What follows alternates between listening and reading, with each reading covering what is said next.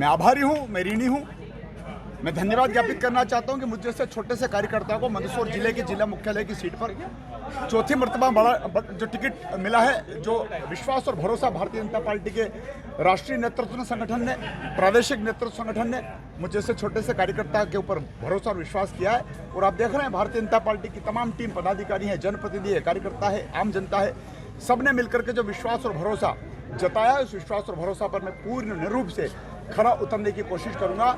मुद्दे ढूंढे जाएंगे विकास के नए, गरीब कल्याण का एजेंडा ढूंढा जाएगा नया, किस प्रकार से कहां किस गांव खेड़े में क्या समस्याएं बाकी रह गई है उनको पूरा करने की हम कोशिश करेंगे। जिला मुख्यालय पर भी क्या नया नवाचार किया जा सकता है, इसको हम हमारे एजेंडे में भी शामिल करेंगे। चौथी बार टिकट मिला है आपको, इस बार क्या मुद्दे रहेंगे, क्योंकि पहले जो मुद्दे थे वो नहीं, आप ठीक कह रहे हैं कि पिछली बार के सारे मुद्दे मेरे वाइंड अप हो गए हैं, उनको पूर्ण विराम लग गया, क्योंकि जो जनता ने अपेक्षा करी थी और जो हमारा एजेंडा था कि चाहे वो विकास का एजेंडा हो चाहे गरीब कल्याण का एजेंडा हो, अब तो आज मेरे पास मेरे मन मस्तिष्क में अब चुनाव प्रचार के दौरान जब जनता मुझसे नए क्लेवर में, नए परिवेश में जब हम क्षेत्र में जाएंगे और तब जनता हमसे कहेगी कि ये काम की कमी रह गई है, वहाँ से मेरी नई यात्रा चौथी मर्तबा की प्रारंभ होगी। और मैं जनता से निवेदन करना चाहता हूँ, उनका आशीर्वाद भारतीय जनता पार्टी के राष्ट्रीय नेतृत्व को भी है, प्रादेशिक नेतृत्व को भी है, और जिस प्रकार से मोदी जी के नेतृत्व में पूरा हिंदुस्तान सशक्त भारत बना है, समृद्ध भारत बना है, उसको आगे बढ़ाने के लिए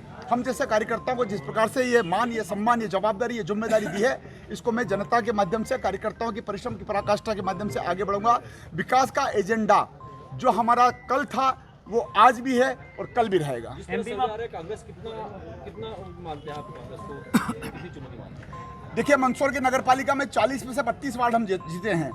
आप उम्मीद कर सकते हैं कि कमल के फूल पर अभी 1 साल पहले जो बटन दबा है वो ईवीएम की मशीन पर गवाह है। और जिस प्रकार से जनपद पंचायत में, जिस प्रकार से जिला पंचायत में, ग्रामीण क्षेत्र में भी भले ही कमल का फूल नहीं था, लेकिन कमल के फूल के झंडे को उठाने वाले कार्यकर्ता काबिज हुए हैं। उन सबका सम्मिश्रण यदि आप करेंगे, गुणा भाग जोड़ बाकी करेंगे, तो आपको लगेगा कि चौथी मर्तबा भी भारतीय जनता पार्टी को सफलता प्राप्त होगी। आपकी बार एमपी में कितना पारी? आपकी बार एमपी में कितने पारी? देखिए, समग्र चिंतन अगर हम करें तो भारतीय जनता पार्टी का जो गरीब कल्याण का एजेंडा है, और मैं फिर कहना चाहता हूं, मैंने पहले भी कहा है कि ये जो जवाबदारी मुझे जो तीसरी बार मिली थी और शिवराज जी के नेतृत्व में जो चौथी बार हमारी सरकार बनी थी, आप हिसाब किताब लगाइए कि 1.5 बरस तो हमारे यूं ही चले गए। जो कमलनाथ जी कहते थे चलो चलो, तो उनकी सरकार ने उनके लोगों को भी चलो चलो कर दिया। तो हम जैसे लोगों को, प्रतिपक्ष की भूमिका में विधायक थे, तो हम तो एक रुपये का भी काम उनसे नहीं ले पाए, क्योंकि उन्हीं के दल के लोग निराश थे। दूसरा, 2 बरस का कार्यकाल हमारा चला गया था कोरोना का, तो ये मान करके चले गए 3.5 बरस मेरे तीसरे टेन्योर के, और मध्य प्रदेश की जनता के लिए ये ऐसे ही चले गए। कोरोना का कालखंड 2 साल, कमलनाथ के सरकार का कालखंड 1.5 वर्ष, और बाकी जो समय मिला है वो 2 साल मिला है। और 2 साल में अगर आप देखेंगे तो प्रगति के पथ पर हम आगे बढ़े। आप प्रवक्ता भी हैं बीजेपी के मध्य प्रदेश के। बीजेपी किसके चेहरे पर चुनाव लड़ रही है एमपी में, शिवराज सिंह चौहान के या प्रधानमंत्री नरेंद्र मोदी? देखिए, भारतीय जनता पार्टी का हमारा जो नेतृत्व है, हमारे जो उम्मीदवार हैं, हमारा जो भविष्य है, वो सब कमल का फूल है। विकास